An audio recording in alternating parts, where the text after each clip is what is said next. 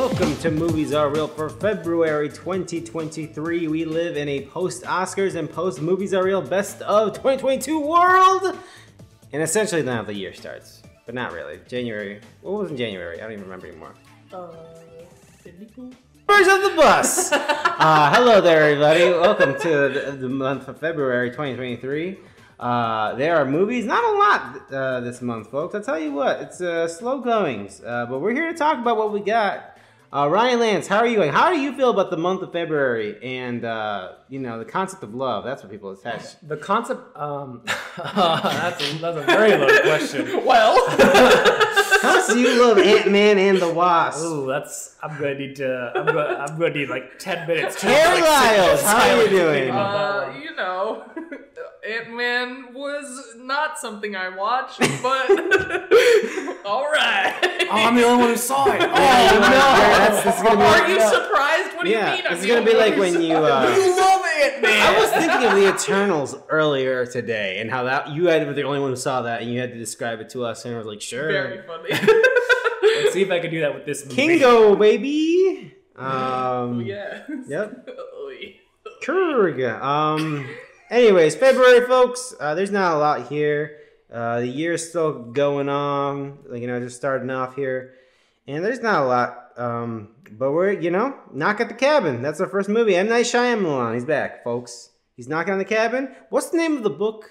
The Cabin at the End of the World, which I think is a much. It's a much better name. For might not be the best for. I don't know. It's a long one. It's a long one. I get it, but Yeah, and the Oscar's gonna go to probably Everything Everywhere All at Once. I guess that's true. Which is a mouthful. So yeah.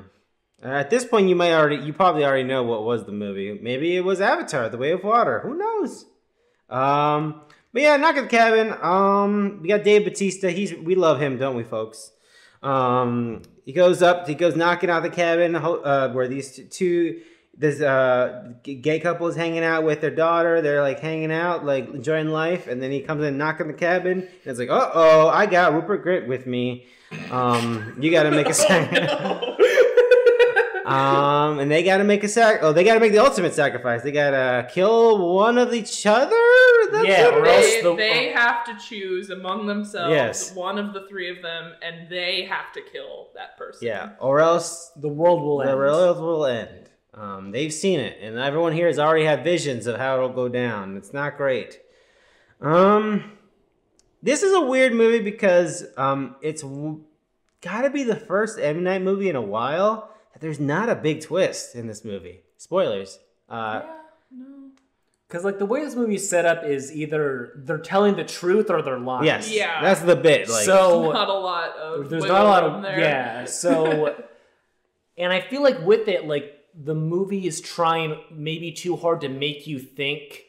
It's like they're trying so hard to convince that, oh no, there's a way that they're not lying. Yeah. I was like, I believe them. I don't have. Yeah, that's what me and Ryan were saying too. It's like I walked in knowing that they're probably telling the truth. Yeah, because the movie's like maybe they are telling the truth, but there's all. I think it's just Dave Bautista's too nice. Even if I didn't, I was like, I think he's telling the truth. I never doubted them. Yeah, exactly. So that's why this movie didn't work for. I mean, it's fine. It's just fine. The concept of are they lying or that never. It's if they weren't lying or if they were not telling the truth, I probably wouldn't be watching a movie. Yeah. And I think it's also if it turned out that they were lying, what would have been their gain from homophobia? Maybe, which is what Jonathan Groff is like. You guys are homophobes. Which Rupert Grint probably was a big homophobe in the film, but it's also the character. Well, I don't remember. Oh, Red. It's also as things go on, the invaders hurt and kill each other, and it's just at that point, if they are still lying, still what is the gain here besides an epic prank? And you know what's a funnier prank? Just being you guys think this cabin's a fun vacation spot? You should check out this beach. It's oh no! Man, remember how great Old was? That was pretty good. Old a better movie than Knock at the Cabin. Yeah, by a lot. Yeah. Again, this movie's just fine. I think it's just the most movie. It's fine. It reminds you that Dave Bautista is great. Yes, he's very good. Yeah, and I'm very excited for him to be able to do more things. And also I think you also just like realize like, oh man, he's in a lot of stuff, and he's very good in a lot of stuff. Yeah, he's very good. He's probably the best wrestler turned actor, or at least the most like I like him and I like seeing him stuff. The Rock is fine. John Cena, when he's in comedic roles, he does a good job. Like I like Blockers, and I like Peacemaker. Yeah. I like Peacemaker. When he's a strong man, I don't care for him much. But David Bautista, I like him. But yeah, Knock at the Cabin. There's not much to say about this one. I wish it was a little more M. Nighty. I wish it was a little more weird.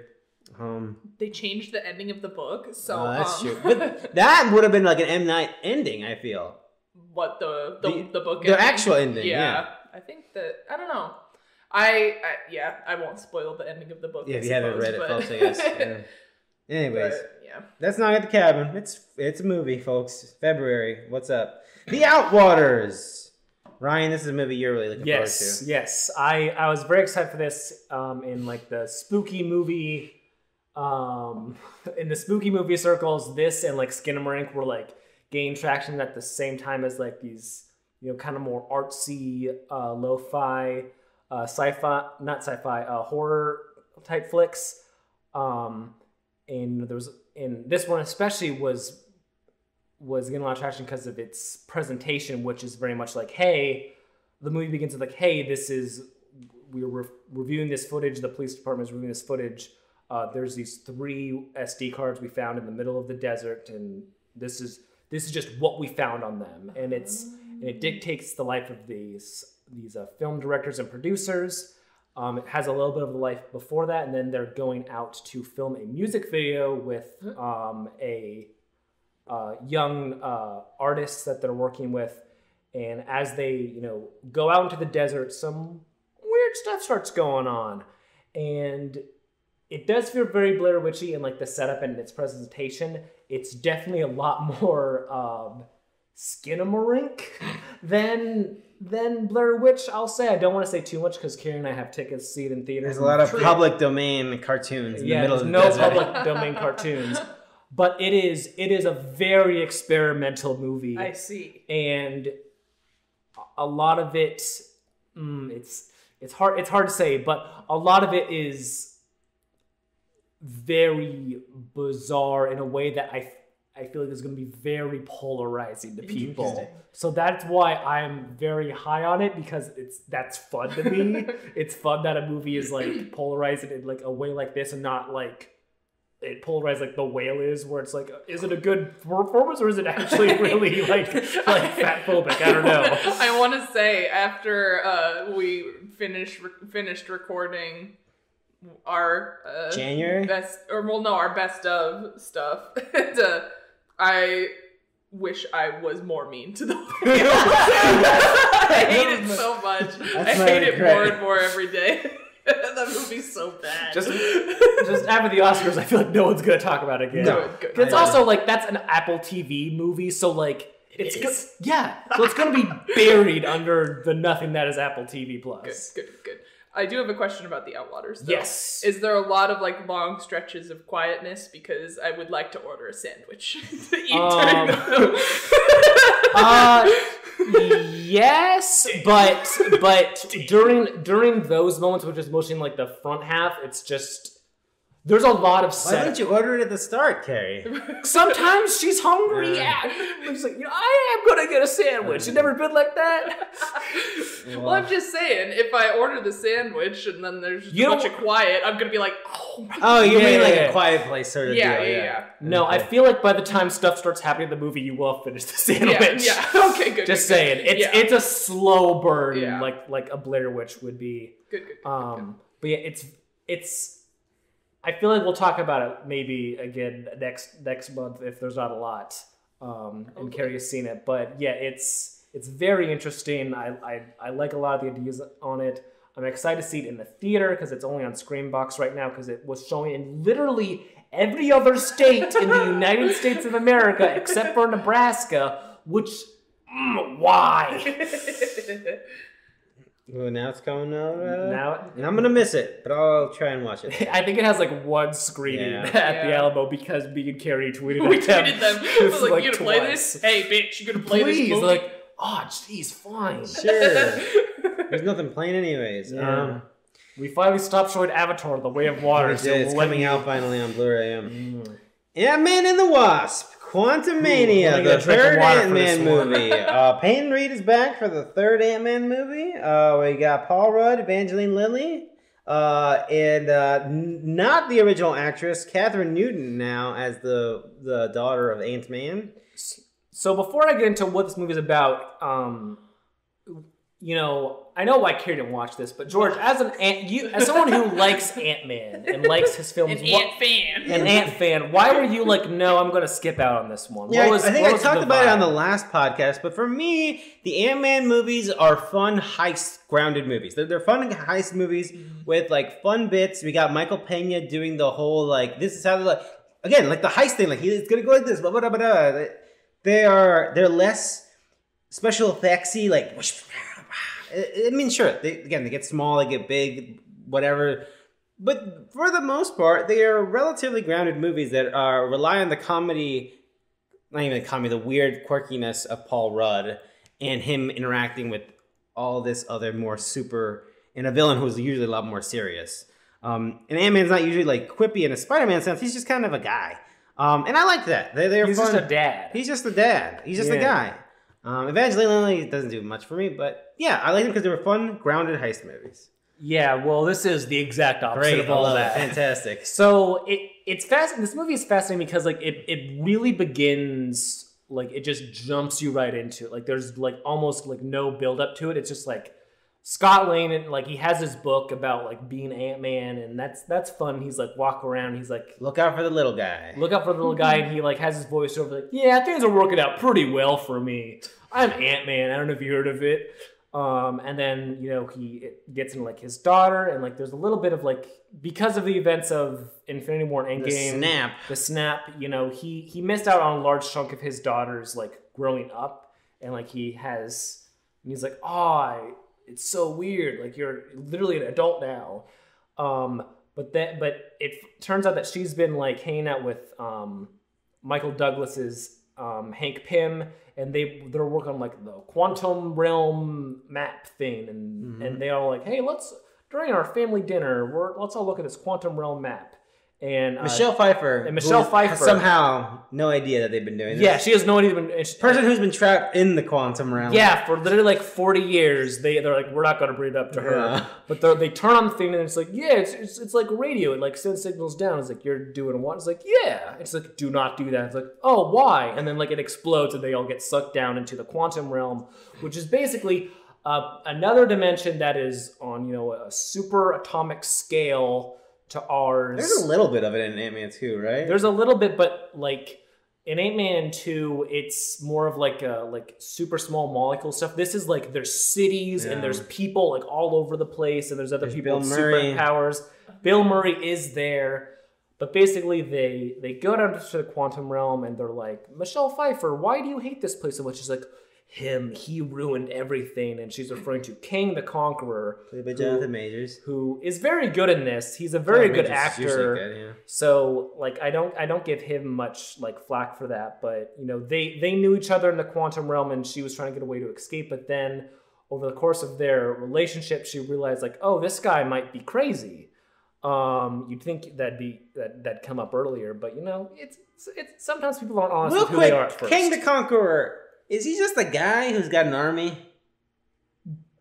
But in this movie, pretty much, like, he has, like, a power suit that gives him powers. I'm not sure if he has, like, anything special, like, super strength or anything. I think it's just, like, suit stuff, at least for this version. I guess Thanos is just a big purple guy who's got That is true. But basically, they're in the quantum realm. They get separated, and they gotta get out, and there's this huge revolution. They gotta stop Kang because he's after them, but they gotta also get big, and it's, you know, like crazy world and explosions and big ants and all these like weird things, and like the whole thing is just like coded in like CGI, and it's in a way that like I can appreciate Avatar more because with its completely CGI world, it's very bright and vibrant. This is one of the darkest movies I've ever seen. I felt like I felt like I had 3D glasses on and I wasn't watching the 3D movie, just so everything was trailers, just it like looks dark. like a graphics card demo or something. Yes, yes. Yeah. And like what was most like, because I think we've all heard like the visual effects studios all across the world are like struggling because Marvel is like soaking all of their work up. And like during the credits, and they have tight ass deadlines. Yes. And during the credits, like I could not count the amount of different visual effects studios working on this movie.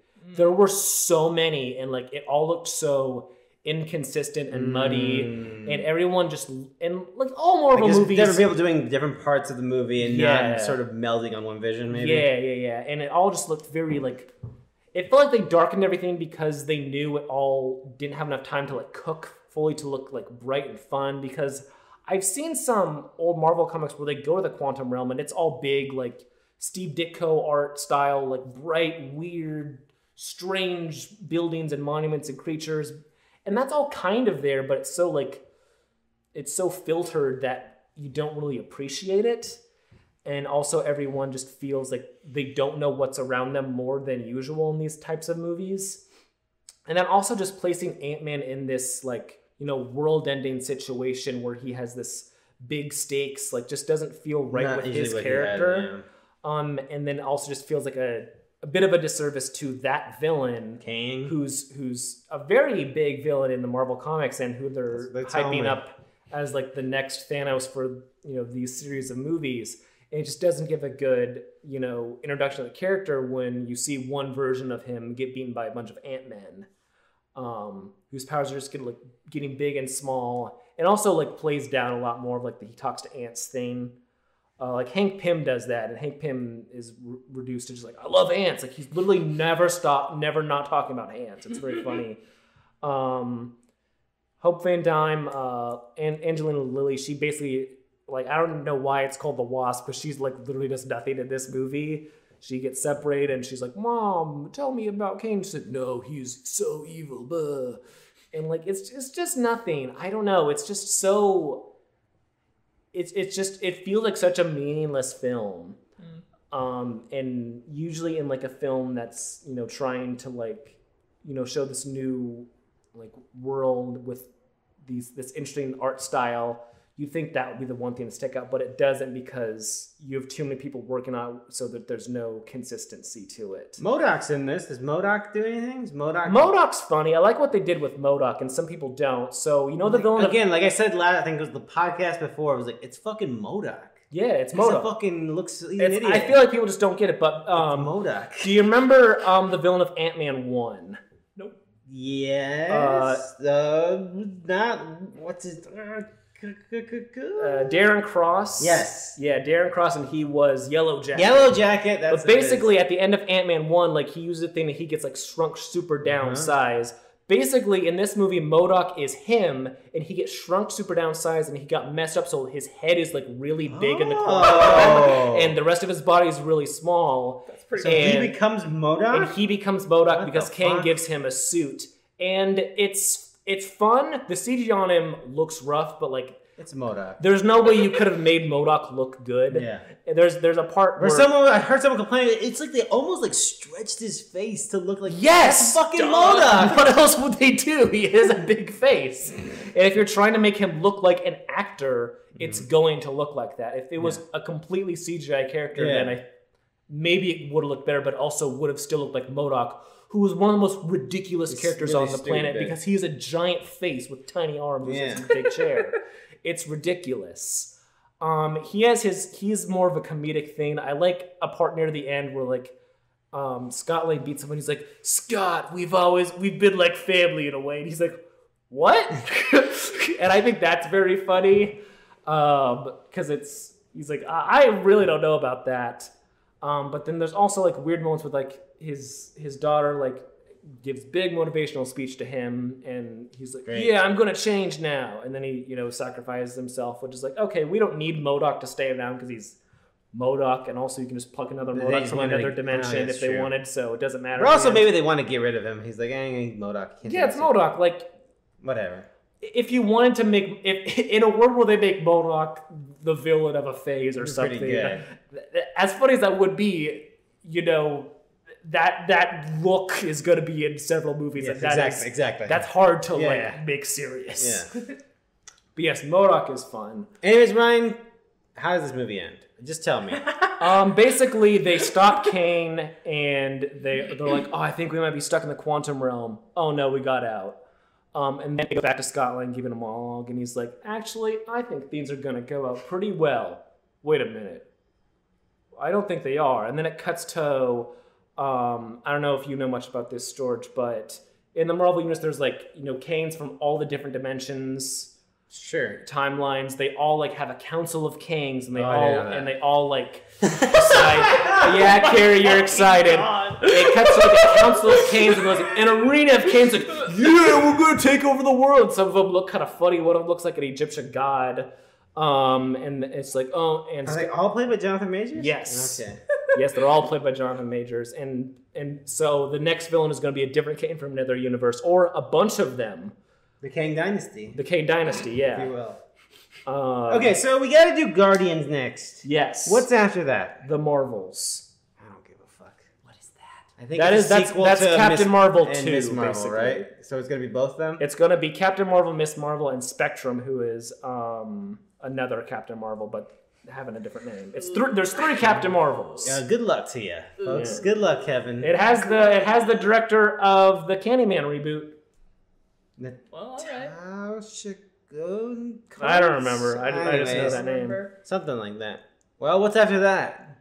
After that's going to be it for this year, so I'm not sure off the top of my head. Blade ever coming out? No? Blade lost its director, so it got... I'm not sure what happened with that. Great. Nia DaCosta. Yes, thank you. Well... But yeah, for this year... Can't wait till apart from Marvel TV shows, which I feel like are also kind of in like a weird spot now. Well, good luck to you, Kevin. Good luck, Kevin. Maybe hold back a little bit. Maybe let your movies have enough time to finish their effects. Make Blade. How about that? I would love it if you made Blade. Blade's fun. Make Blade. Anyway. You know they'd make Blade, but then be like, it's another dimension. Madness.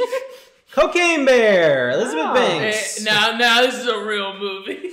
It cuts to a dimension of a coliseum of cocaine bears from 1,000 dimensions. They're doing all different kinds of drugs. There's a cocaine bear. There's a mushroom bear. There's a methamphetamine bear. From the director of Charlie's Angels brings you Cocaine Bear. Kerry Russell, baby. O'Shea Jackson Jr.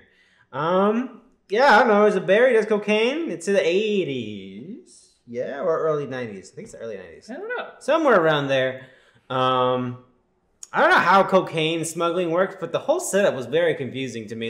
Is that a dead drop? Is that what those are called or something? Yeah, I have no idea. Like just dropping cocaine. I have no idea why that man was throwing cocaine out of that airplane. Anyways, a bear. I would have a hard time finding it. Yeah, exactly, right? Yeah. I was like, I think I'd rather fly to somewhere over there. Yeah, I don't know. Maybe it was supposed to go somewhere else, and he just got too high on the cocaine and started acting crazy. Mm-hmm. Anyways, then the bear finds it, and then Kerry Russell's kids, or Kerry Russell's daughter and her best friend, get caught up in the middle, and then O'Shea Jackson Jr. and Ray Liotta, I don't know who the other guy was, has to go find it, or else the Colombian. Han Solo. Oh, it was him! Yeah. Alden Ehrenreich. Oh man, it was him. Huh. Yeah, I was trying to figure out the entire time. I was like, where do I know this guy from? And I was like, oh yeah, Solo. He ain't got no people. He's alone. Solo then. God, what a shit movie. Not great, folks. Anyways, the bear does cocaine. She's a mom. We love a mom. I loved that reveal. I was like, oh well, now I'm invested. now that it's a lady. She has cubs. They also do cocaine. They're pretty cute. I don't know what else to say. A family that does cocaine together stays together. I think my one thing in this movie is these stick together. Yeah, is there's a lot of characters in this movie, a lot of human characters, and before we get to the cocaine bear doing stuff. It does a lot of lead up to why everyone is in the forest on this particular day. While for me, I enjoyed more of like, you know, the ambulance people show up like, yeah, typical drop. Oh no, then the bear just kills everyone. Yeah. Like I thought it'd be more of like just people, like just random people getting torn apart. But there's a lot of people with arcs and backstories. How dare they? And like honestly, you know, like the movie's called Cocaine Bear. Yeah. Am I crazy? No, you're not crazy. I would say that I agree. Like the first like 30-ish minutes of this movie, I was like, oh no, I'm in danger. Because I was like, this is so unfunny. But was it with like the like nondescript European folks? Yeah, them, and then like the fucking nature guy showing up with the ranger and the teens. It's like, this is all so unfunny. I think the kids are good. They're good, but it's just like, the girl from Florida Project, she's really good. Is that who? Okay. Brooklyn Price. Yeah, I like their stuff. It's a shame that it's not in the movie a whole lot, just because they just have like that kind of like childhood innocence of like, whoa, there's cocaine. What does that mean? Let's eat the cocaine. Yeah, like that's just fun because like they're kids, but then it's just like adults yelling at each other. Basically. I don't know. Maybe it was just a bad day for me. I have no idea. But I was not into this movie until the paramedics showed up. Oh, the paramedic sequence is so funny. Okay, so that was quite a bit until Yeah. I like O'Shea Jackson Jr. personally. I like him. He's fun. Funny. I like him as the vehicle for the audience. I enjoy him. Yeah, I don't know. Keri Russell. I like Keri Russell. She's good. She's fine. She doesn't do a lot in this movie, but I like her in general. I'm a big fan of her. I like the Cubs that did cocaine. That's cute. Very cute. Yeah. Ray Liotta. Ray Liotta. He's good. I don't know. He's just, yeah. I like how the bear was like in trouble and it did cocaine and just like, I'm back, baby. Like that's fun. Good. Yeah, that's pretty good. Yeah, that's pretty good. Like there's a lot of stuff in this movie that's like just fun, and like I'd be fine if they like did more with it, like if they made a sequel or a spin-off, and like they'd have to try really hard. My dream for like the spin-off is like it's a different animal, like I think the meme was like do cocaine shark or something. Oh, right. And then like at the end it's like, how are we gonna stop him? It's like, I got an idea. And then they airdrop in the bear, and the bear just goes like, I think we got it, guys. Like that's my dream pitch for the sequel. But yeah, the scene with Elizabeth, if you're listening, the scene with the bear chasing the paramedics, I think, is probably the coolest part in the movie because they get I think so. fucked up. Yeah, a lot more. Well, I don't know. I guess it was pretty violent. I was shocked. It was super violent, but I guess I should have been expecting that from a movie about a bear mauling people. It almost like wasn't as violent as I thought it would be, though. Really? Honestly, yeah. The car part was pretty violent. It was, but like I just felt like there'd be a lot more of like. I feel like it was a lot of like it cuts to like the bear gets on top of someone, it cuts to someone reacting, and then the bear throws a leg out. Like it was a lot of that, not a lot of just like absolute just like tearing through Evil Dead style. That's what I was. That's what I was anticipating. I'm thinking of the TikTok guy's arm getting mangled. Oh, that was very funny. You're right. Yeah, Cocaine Bear. It's exactly what it says. It is exactly what you think it is. Yeah, so don't be expecting a lot. Which is a fun time. Yeah, it's not cringe. Perfectly palatable. That's right. Yes, perfectly palatable. The last movie on here is something that would be a great pull quote for the box. Perfectly palatable. Parentheses, like the cocaine. Perfectly palatable. Charlie's Angels. That's how I describe that movie. Yeah, the last thing here is something I saw is the Double Fine PsychOdyssey. This is it's more of a series, but I wanted to mention it really quick because it's very well done. It is a 32-part documentary chronicling the 7-year development of the video game Psychonauts 2. It is the sequel to one of my favorite documentaries and probably the thing that's like, I want to work in video games. But except that this development for this game went a lot harder and it was a lot messier. And I haven't seen a lot of... When I was younger and I had more time, I watched a lot of behind-the-scenes features and DVDs and Blu-rays, and I haven't done that in a while, so I'm not caught up to date. But I really do think this is probably one of the best documentaries of a making of a creative project because they have 7 years of footage and they're going through a lot of stuff and they haven't cut a lot of the harder things. Like there are meetings, Again, this is a video game studio that's now owned by the Microsoft Corporation, and there are meetings here where people are crying and like people are quitting because of the management styles of certain people being real assholes to other people, and it's like really uncomfortable stuff. And there's also a lot of heartwarming stuff, but it's all like it's just great. It's somebody who works in video games. It doesn't shy away from like the horrors of big tech. Yeah. As somebody who loves, I mean, again, I work in video games, and the first documentary was the thing that disillusioned the magic of video games and made me understand, oh, I can see how I could fit in here. I could work here. And this one also has that, but it's a lot more like when you're working on something so big and it has to be good. That's the biggest problem in this thing where it's like, that's fine, but we want this thing to be great. So that's not going to cut it. We're going to have to go back to a drawing board and slam our head against the wall. And so like, I think this is very good. I think this is not just fine. I think this is great. Cool. Let's move on. But anyways, yes. Double Fine PsychOdyssey. It's great. It's really long though, so I don't know if I'd recommend it. Unless you care about video games already, it's fucking long. So anyways, that's it.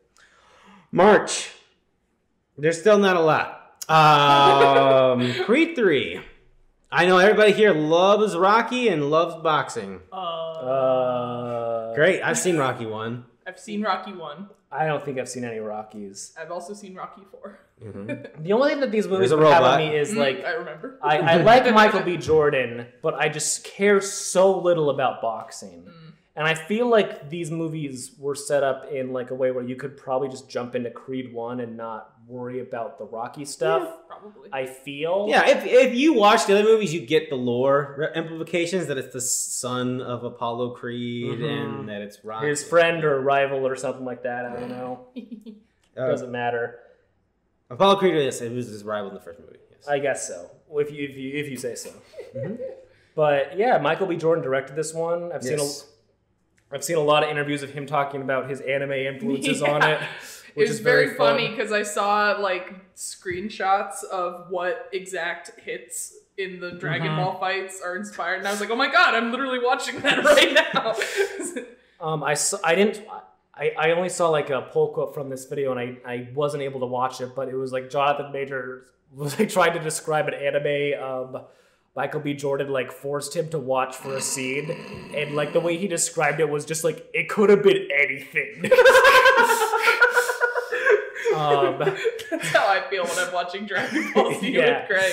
He'll do like check-ins with me, and he's like, "How you feeling about this, Keri?" And I'm like, "This guy is stupid. Why is he so?" He downloaded it because we're done with season 3. We just started season 4. Great season. And Frieza was like, "I need 5 minutes," and it's like 20 episodes. Yep. This is insanity. He's I gotta download an update to my power or whatever. Season 4 is post Frieza, right? Yeah. Well, they did the Garlic Jr. thing. So yikes. Yeah, as Greg was like, "Oh, Keri, I gotta tell you, there was this movie that we didn't watch that came out a few years ago, and I was like, are you fucking kidding me?" And I was like, this fucking Kingdom Hearts ass shit. You should watch Dragon Ball Z Kai. I'm gonna say that, folks. Just watch Dragon Ball Z Kai. Yeah, no, you guys could have skipped Garlic Jr. Nothing that happens in it. I know that now, but the Garlic Jr. stuff is over, and then Frieza and his dad just showed back up. Oh, yeah. And I loved his dad, and then his dad dies immediately. It's very funny. This is garbage. Krillin gets a random girlfriend that we never see. Marin shows up. Yep. It's the most weirdest thing ever. I know he wasn't divorced yet. Like, he's not married yet, but it was the most, like, where did this woman come from? The first scene of her getting out of the car, I was like, "Oh, Bulma," and Greg's like, "Nope," and I was like, "What do you mean? Who is that?" I like the Trunks android and Cell stuff that you're getting. Yeah, that's the good stuff. Trunks is cool. Trunks is fun. Yeah. Garlic Jr. not great. 3 though. Stupid little baby that just shows up in his head. I'm like, who is this? Who's Garlic? What? Don't worry about it. Not great. It's me, Garlic Jr. Bad show. If you only watch, if you stop it, I don't know if you'll like this. That'd be fair, honestly. But yeah, Creed 3.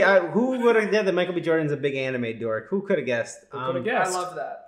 There's a Children of the Corn remake. It's a remake of the original source material, I guess, and not a continuation. What the problem is, like, there's 1,000 Children of the Corn, and they're all like, many. And they're spin-offs and like have nothing to do with the book, because I think it's just the one book, right? I think so. So like, what the hell is Children of the Corn 666 Isaac's Return? I think it would be which is a real title of a movie. I wouldn't be surprised if the Weinsteins owned the rights to it, because they were big on like, let's just make a shit ton of Hellraiser movies. I don't fucking care. Yeah, maybe.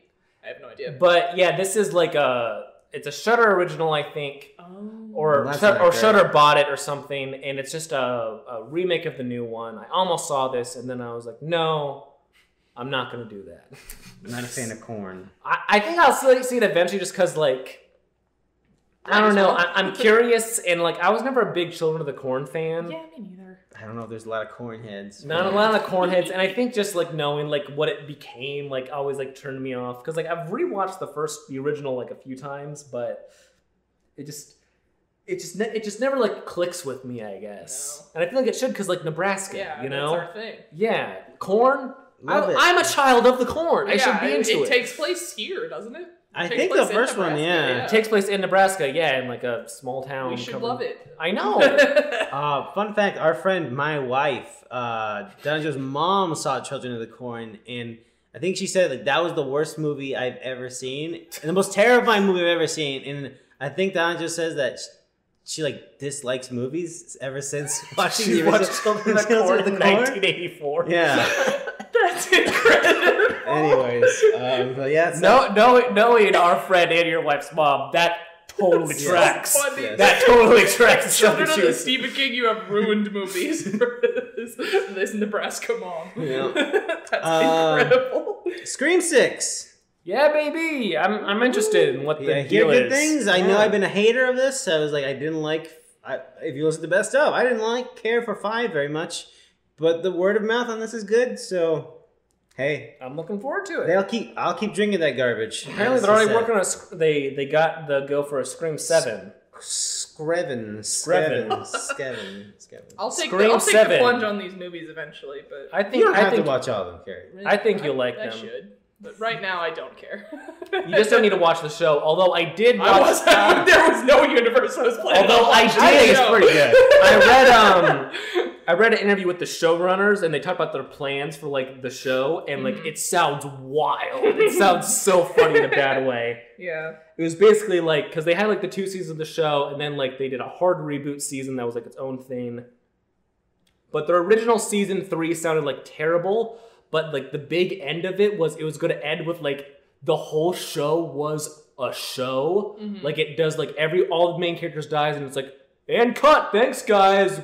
Great job on the show we did, which like would have been amazing. And then the 4th season would have been a killer, and like they're filming a TV show based on the Stab movies, which is the Stab movies, which are the Scream movies from the Scream, and then basically in the 4th and final season it would be another actual ghost face going off and killing the people in like a Freddy's New Nightmare-esque situation, which sounds interesting. It probably wouldn't have worked out interesting because of MTV nonsense, but I don't know. I was like, that sounds wild. I enjoyed the first season of Scream TV show. Anyway, Scream 6, I'll watch it. Why not? It's not like there's a lot coming out. What is Bottoms? It's a movie with the girl that Rachel Ryan likes from Bodies, Bodies. I don't know too much about it. I've just seen some buzzing about it. I think Same it's premiering here. at South by Southwest. I think so, yeah. But I think it's the same director as Shiva Baby. I need to double check that. Yep. Yes, which is great. Yeah, it's like 2 queer girls it's like, what's that?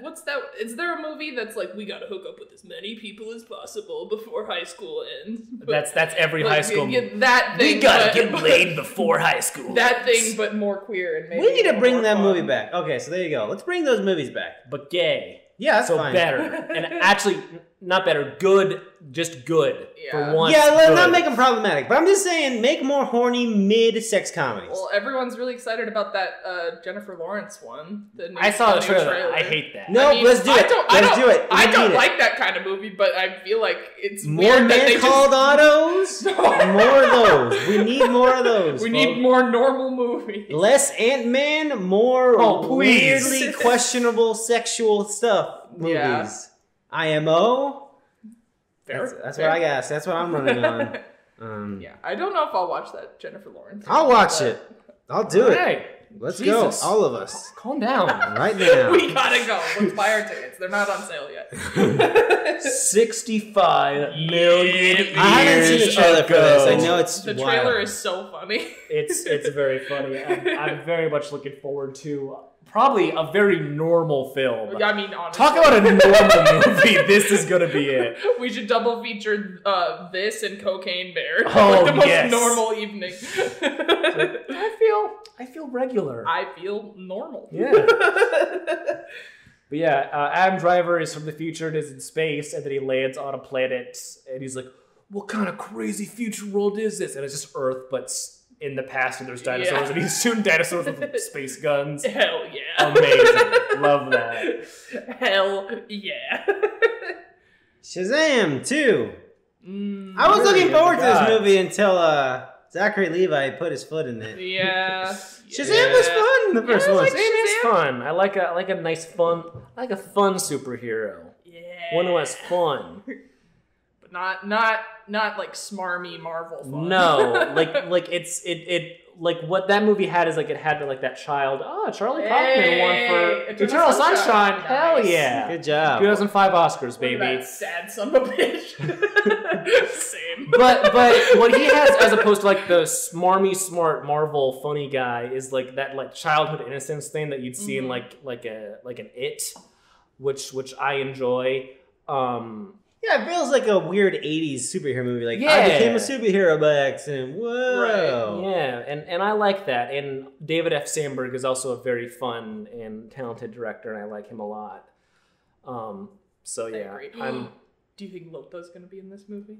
Did she die? She turned into like she melted. Kind of big time died. She could just be a different character. I think she's got to be back. You can't kill Lotta. The return of Lotta. Shazam! Fury of Liotta. What if we get rid of the main guy and just like insert Lotta as Shazam? That is what I want. We gotta reshoot the movie. Shazam! And then they turn into Liotta. That's what I want. need. Inside. I thought this came out in 2021. No, this is what Michael. you This thought. is Willem Dafoe's performance of Dude, Inside. If that were true, that would be the best movie I've ever seen in my whole life. This is a similar idea though, where it's Willem Dafoe's just inside. He's like an art thief or something, and there's this big compound, and he's breaking in to try and steal the art, do something, Big theft. Yeah, big time theft. And he winds up there's hefty security on this compound, and he winds up getting trapped inside this gallery, basically. That sounds good. Yeah, it looks awesome. It looks like just interesting. Willem Dafoe going crazy. Oh, I love dream. that, yeah. So, it looks like it'll be fun, and Okay. I'm very much so looking forward to Yeah, it. that's good. Okay. John Wick Chapter 4. Keri. Does anyone care? I haven't seen it. I'm sure I love them. I'll but- see it. Yeah, Nice. Because I've officially seen the other John Wicks now. Oh, okay. So I'm like, yeah, those How'd are. that happen? I don't know, honestly. I think one night, like, I told Keri, like, you know what, Keri, I'm gonna watch John Wick, and I think you brought over 1 and 2, and I think we watched them.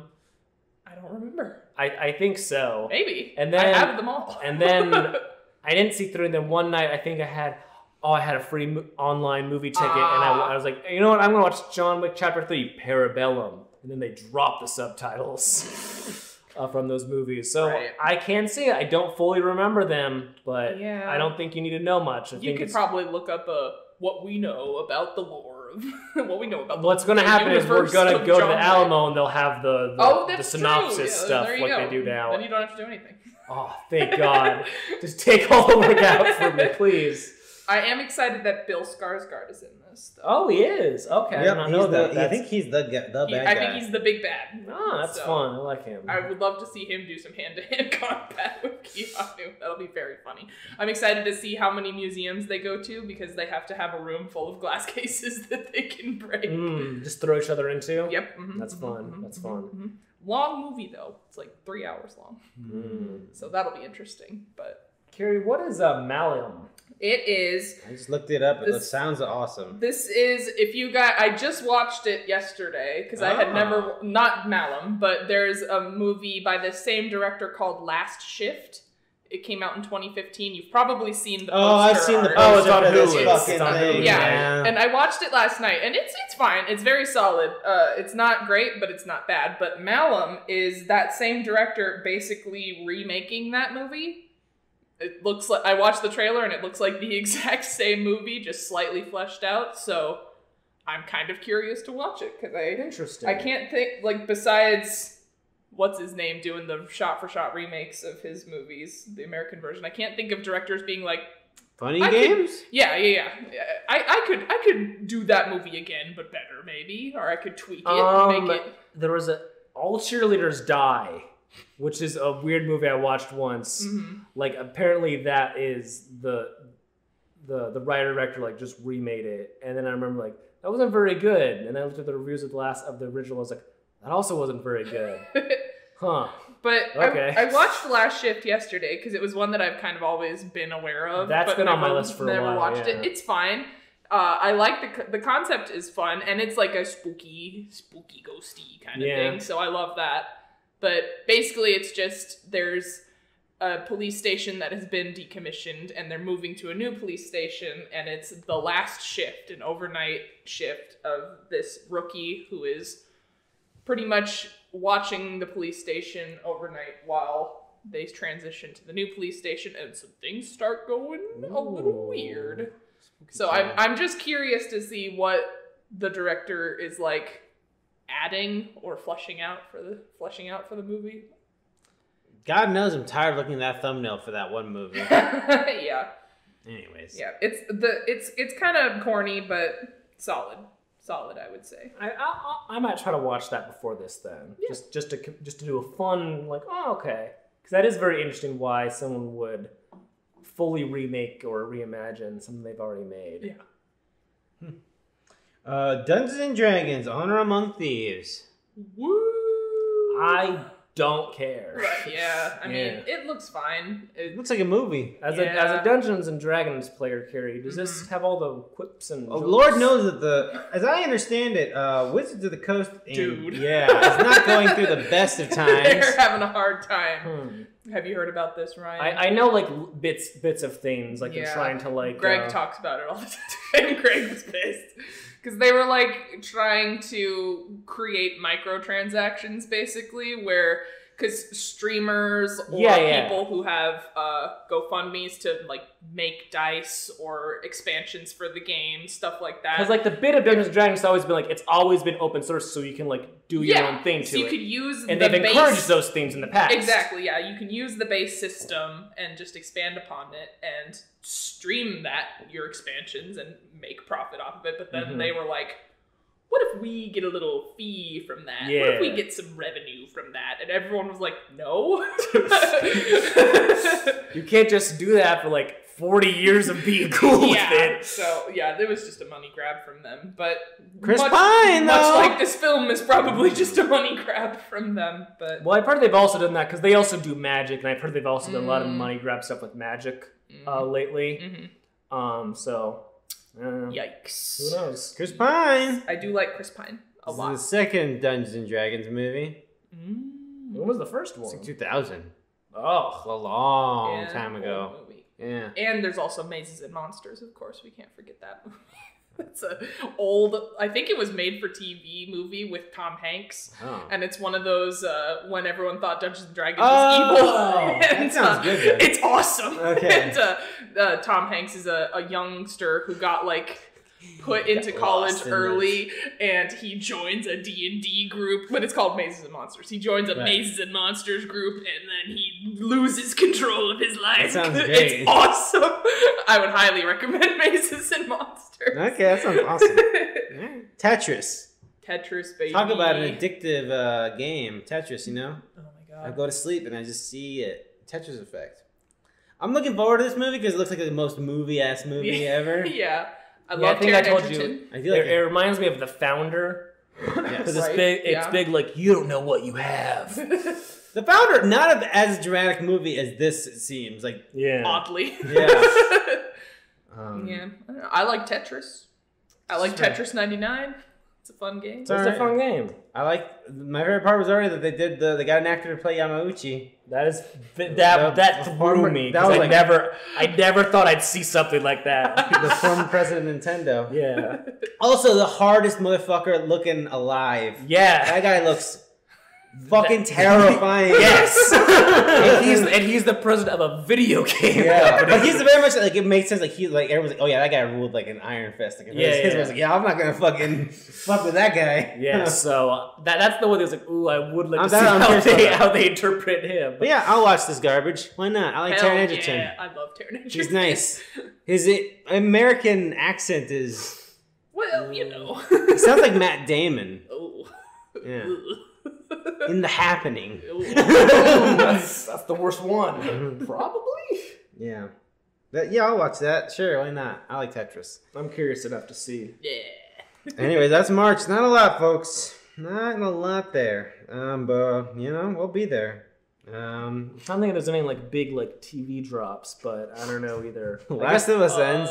The Last of Us ends. I think The Mandalorian started back up. Nah, I don't care. I don't care either. I'm just saying. I'm just talking now. Just talking here. Stuff you can watch with your eyes. I'm trying to think of the final season of Succession starts. Oh. Someone's gonna succeed finally. It's about time. I've been waiting. I don't think I have any TV news. I don't watch that shit. I finished Poker Face. I like that show. I really like that show. I really like that. It's a well-made show. It is way better than you think from Peacock. I don't love the finale, I'll say, but I just love. I also think in the middle it just becomes a TV show. Like the quality bar is fucking through the roof for the first 2 episodes, and then it's just pretty good, but it's not as good as the first 2.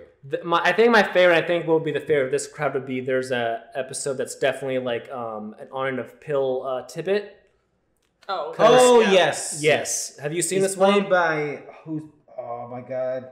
He's played by an actor I know. Anyways, yes, that part's good. But basically, there's a murder and it involves someone who is basically him.